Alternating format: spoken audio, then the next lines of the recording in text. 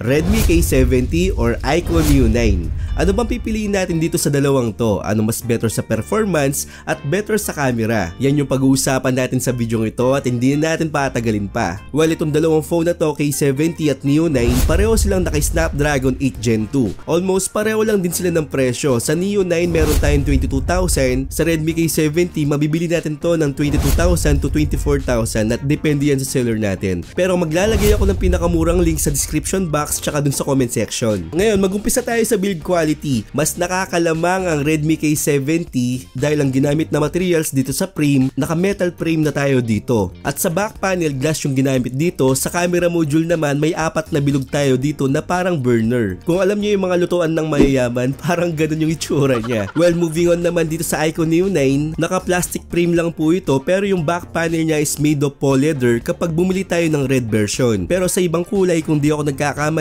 glass na yung ginamit doon. At hindi ko alam sa ngayon kung ano ginamit na protection dito sa back panel niya, pati na rin dun sa display natin. Pero kapag nalaman ko, ipopost ko yan sa Facebook page ko at dito sa YouTube community natin. Kaya sa mga hindi pa nakapollow sa Facebook natin, may mga post kasi ako dun na hindi ko nilalagay dito sa YouTube. At para magkaroon din kayo ng bagong kaalaman sa mga tech na ganito, pwede nyong i-follow yung Facebook page ko na Poltech TV at ilalagay ko na rin yung link sa description. Well, balik tayo dito sa Neo 9. Dito naman may pagka Jollibee yung color nito na may pagka KFC na parang Colgate, parang ganun yung nakikita ko pero astig siyang tignan. At matagal-tagal na rin tayong hindi nakakita ng mga ganitong design, di ba? May two-tone tayo rito, red tsaka white, faux leather yung bandang red at may pagka parang tela yung bandang white. So maganda siyang tignan at masarap naman siyang hawakan. Pero very subjective tong part na to. Depende sa inyo yan kung anong gusto nyong design over dito sa Neo 9 tsaka sa Redmi K70. Pero para sa akin as tech reviewer, mahirap pumili talaga. Mahirap diktahan yung mga nanonood sa'yo at talagang kayo yung pipili kung ano yung mga design na gusto nyo. Then pareho lang din sila na may IR blaster, yan magagamit natin sa remote control natin at malaking tulong talaga yan. At pareho lang din sila na hindi expandable storage. Pero sa size ng dalawang phone na to, medyo may kalakihan ng iQOO Neo 9 kumpara natin sa Redmi K70. Dahil sa Redmi K70 ganito yung dimension niya, dito naman sa Neo 9 163 lang. So medyo may kalakihan si Neo 9 kumpara sa Redmi K70 pero hindi naman masyadong nagkakalayo talaga. Mas masarap lang hawakan talaga si Redmi K70 over dito sa iQOO Neo 9. Then sa display naman, syempre mas malaki din si Neo 9, 6.78 inches, samantalang sa Redmi K70 6.67 inches lang. So hindi naman din malaking advantage talaga yung malaking screen. At sa mga bezel naman, almost bezel-less na rin yung dalawang phone na to. Pagdating naman sa ginamit na display, naka-OLED display ang Redmi K70, samantalang ang Neo 9 naka-LTPO AMOLED display. Ibig sabihin na LTPO, mas less yung init niya kumpara sa mga normal na AMOLED. At mas lamang dito si Neo 9 dahil naka 144Hz na refresh rate siya over dito sa Redmi K70 na naka 120Hz na refresh rate. At ang nits brightness ng K70 naka 4000 nits siya. Samantalang dito sa iQOO Neo 9 naka 1400 nits brightness lang. Pero ito, hindi ko ramdam yung 4000 nits brightness sa Redmi K70. Parang nasa 1400 lang din. Parehong-pareho lang talaga yung nakikita kong display dito. Hindi naman talaga siya yung sobrang liwanag talaga. Parang tamang-tama lang. As in talagang parehong-pareho lang sa dalawang phone na to. Sa specs lang siguro nagkakatalo kapag binasa mo 4,000 at sa actual naman hindi mo naman talaga makikita talaga yan. At kung mapapansin nyo yung vapor cooling ng mga yan, mas lamang dito si Neo 9 medyo mas malawak siya compare dito sa Redmi K70. Pero ito, yung temperature na nakuha ko habang nag-games ako sa dalawang phone na to, almost pareho lang din talaga sila. Parang depende na lang yan sa games kung anong nilalaro mo, lalong-lalo na kapag nilalaro natin yung Farlight 84, medyo nag-iinit yung phone na yon. Kahit anong phone, kapag naglaro talaga tayo dito sa Farlight, medyo nag-iinit talaga. At ang sala rin talaga dito, hindi yung mga phone na ni-review natin, nasa Farlight 84 talaga, hindi masyadong optimized pagdating sa mga extreme. So payo ko na ilagay lang natin yung graphics natin sa smooth, pero yung mga frame rate natin, itaas lang natin. Ngayon, pagdating naman sa performance ng dalawang phone na to, pareho nga silang naka Snapdragon 8 Gen 2, pero pagdating nga sa gaming, wala masyadong pinagkaiba. magkakatalo na lang yan sa mga optimization ng mga settings ng mga games nyo, at bago pa lang kasi yung mga phone na to, kailangan pang ma-optimize para magkaroon tayo ng magandang settings. Pero sabi ko nga kanina, parehong-pareho lang pagdating sa gaming at walang masyadong pinagkaiba talaga. Pati nga sa mga temperature na nilalaro natin, parehong-pareho lang. Dahil malakas-lakas talaga yung Snapdragon 8 Gen 2, dahil umaabot yung Antutu score natin over 1 million talaga. Mga 1,500,000, 1,600,000, ganyan yung nakukuha nating score pagdating sa dalawang phone na to. At mas optimize ang Snapdragon pagdating sa mga emulator over dito sa kalaban na chipset na Dimensity. So sa mga maglalaro ng emulator, palong-palo talagang Snapdragon 8 Gen 2 at lalong-lalo na talaga sa gaming. So wala kayong magiging problema sa dalawang phone na to kung gaming lang yung hanap nyo talaga. Pero magkakatalo dito sa Game Turbo. Mas nagugustuhan ko ang Neo 9 pagdating sa mga Game Turbo nila dahil meron tayong napakaraming settings dito pagdating sa mga games natin. Meron tayong game display enhancement para mas lalong malinaw o makita yung mga games na nilalaro natin. Meron din tayong 4D game vibration na pwede sa PUBG at Genshin Impact. As in talagang damang-damang mo talaga yung patayan kapag naglalaro tayo dito dahil meron siyang 4D game vibration.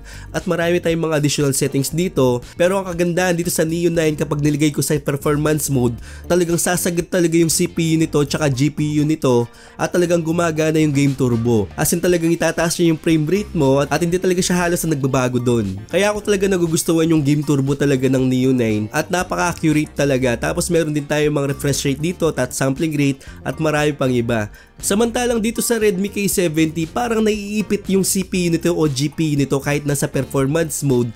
Ganun pa rin yung nakukuha natin, hindi siya masyadong nagbabago talaga, parang siyang naka-underclock, parang naiipit yung performance nito. Pero dahil nga meron tayong Snapdragon 8 Gen 2, hindi mo talaga yan mapapansin, mas mapapansin mo yan sa mga mid-range na phone. Pero dito kasi hindi ko nagugustuhan talaga yung Game Turbo ng isang Xiaomi o Poco phones dahil hindi accurate dito yung meter niya at kaya ako nag-download ng FPS meter kasi hindi ako nakakuha ng accurate na meter dito sa mga Poco phones tsaka Xiaomi phones. Kapag 60 lang, kapag 120 lang. Hindi mo talaga makikita yan sa actual na game. At idagdag ko pala sa display naka 2K resolution ng Redmi K70 over sa Neo 9 na 1.5 lang. Pero payo ko lang na ilagay lang natin sa 1080p o sa normal na display lang para mas makatipid tayo sa baterya. Hindi naman natin masyadong mapapansin talaga yung 2K resolution pagdating sa mga cellphone na ganito. Pero siguro kung 4K talaga yan, mapapansin mo talaga na sobra-sobra talaga. Pero mas konsumo sa baterya. Sa battery naman, mas lamang si Neo 9 ng 5,160 mAh, samantalang si Redmi K70 5,000 lang. Pero hindi masyadong lamang talaga yan, walang masyadong pinagkaiba. Kung maalala yung display, mas maliit yung display ng Redmi K70 over sa Neo 9. So halos pantay lang sila. At pagdating naman sa charging, pareho sila na naka 120 watts na fast charger. So wala pang 20 minutes o 30 minutes full charge ka na sa dalawang phone na to. Yun yung maganda sa mataas na charging. Pagdating naman sa speaker, mas malakas yung speaker ng Redmi K70 over dito sa Neo 9. So mas nagugustuhan ko yung speaker ng K70, mas malakas siya. Pero hindi naman masyadong nagkakalayo talaga.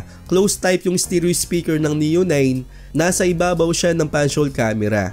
Yun, isa pa pala yung punch-hole camera ng dalawang phone na to, mas maliit sa Redmi K70 over sa Neo 9. Pagdating naman sa OS, ang Redmi K70 meron tayong HyperOS, pero walang masyadong pinagkaiba yung MIUI nito over dito sa bagong HyperOS talaga. Yung mga bugs sa MIUI actually nandito pa talaga sa HyperOS. Isa-isayin ko yung mga bugs na yan.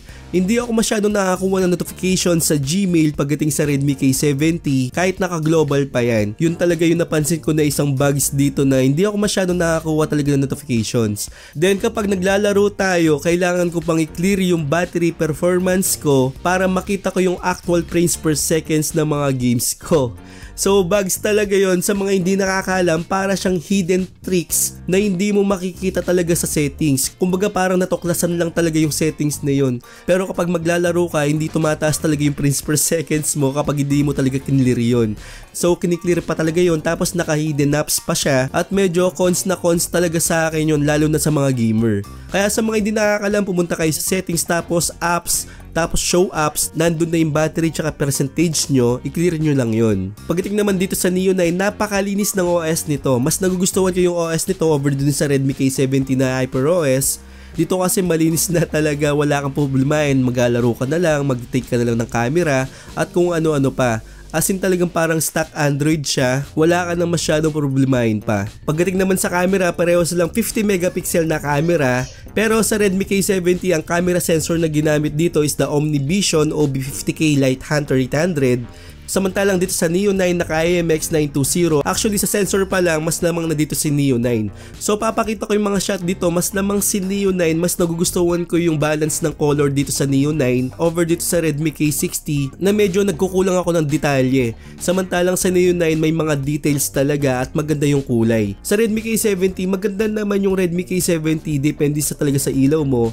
Pero sabi ko nga mas maganda yung detalye na nakukuha ko sa Neo 9 at mas kaya siyang tignan compare dito sa Redmi K70. Okay, pagdating naman sa video, meron silang 4K at 60 FPS.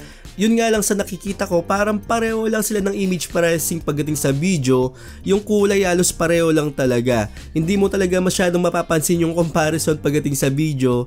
Ang mapapansin mo dito sa Neo 9 may pagka-flicker effect pagdating sa gilid para ma-focus niya nga o para gumana yung OIS, which is normal naman yan. Samantalang dito sa Redmi K70 hindi siya masyadong ganun at konti lang talaga yung pagka-jitter effect niya compare dito sa Neo 9. Sa nakita ko pareho silang stable, pero mas nagugustuhan ko si Redmi K70 over sa Neo 9 dahil nga yung jitter effect na nanggagaling sa gilid. Parang autofocus, parang ganun o parang stutter, kung mapapansin nyo makita nyo naman dyan. At sa kulay naman pagdating sa video, mas nagugustuhan ko si Neo 9 over sa Redmi K70. Take note, kapag naglalakad lang may makikita kayo talagang ganyan na effect sa gilid. Pero steady video, mas panalo si Neo 9. Okay, sa bandang uli kayo naman yung pipili. Para sa akin, hindi ako masyadong makapili sa dalawang phone na to. May mga pros and cons yung dalawang phone kasi na to. Yung Redmi K70 kasi umiila sa akin yung build quality. Napakaganda talaga kapag premium yung makukuha mo sa isang phone na ganitong presyo. Naka metal frame siya, naka glass back panel, at nagugustuhan ko yung lit ng phone na to over sa Neo 9. Ang Neo 9 kasi naka plastic back lang, medyo nagkukulang ako ng pagka premium talaga. Pero sabi ko nga sa inyo, depende sa itsura na nagugustuhan nyo, mas umiila lang talaga sa akin yung pagka metal frame ng Redmi K70 over dito sa Neo 9 naka plastic frame lang. Sa OS naman, mas nagugustuhan ko si Neo 9 over sa Redmi K70 at maraming bugs talaga si Redmi K70. Actually, hindi ko pa nasabi yung ibang bugs, gagawa ko na lang ng ibang video to. Parang 5 bugs pa yung nakita ko sa HyperOS na hindi nawala talaga, na parang MIUI lang talaga. Gagawa na lang ako ng video para dyan. At bago ko makalimutan pala, mas maganda yung front facing camera ng Neo 9 over sa Redmi K70. Kahit na yung video meron tayong 1080p at 60 fps sa Redmi K70 na wala sa Neo 9 naka 30 fps lang. Pero sa detalye, mas nagugustuhan ko ang detalye ng camera o front facing camera ng iQOO Neo 9. So depende pa rin sa inyo yan kung gusto nyo si Jollibee o dito sa burner natin. Depende sa inyo yan kung nagugustuhan nyo. At sana nakatulong yung video ito sa pagpili ng mga phone na ganito. At sa mga bago, kung nagugustuhan nyo yung ganitong video, huwag nyo kalimutan mag-subscribe at pindutin yung bell icon para sa mga ganitong unboxing reviews, bagong kaalaman at katarantaduhan sa channel na to. At sa mga nasa Premiere, sobrang salamat po talaga. Pa-like, comment, tsaka share na rin tong video ito. At sobrang malaking tulong po sa akin yan para makaabot naman tayo ng 100,000 soon. At kung may kulang pa ako, pwede kayo mag-comment dyan sa comment section. So once again, ako po si Paul. Money is hard, so I'm not giving up. No, I'm not giving in. I was born in this world, I swear, to make a difference. If you need a mentor, I got something for you, kid. Just watch the way I move and try your best to copy it.